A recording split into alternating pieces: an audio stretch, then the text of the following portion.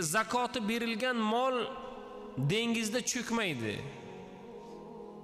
O'tda yonmaydi. Alloh uni hifz va himoya qiladi va uning o'sishligi, rivoji kafolatlangan bo'ladi, birodar. Qayerga borsangiz boring, mana shu masala.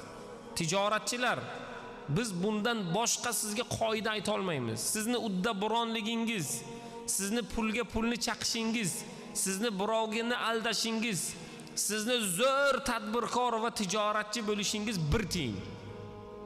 Zakotni bermang, sizni kuyib yonishingizni yoki lov qilib yonib ozgina muddatdan keyin kulga aylanishingizni biz ko'ramiz.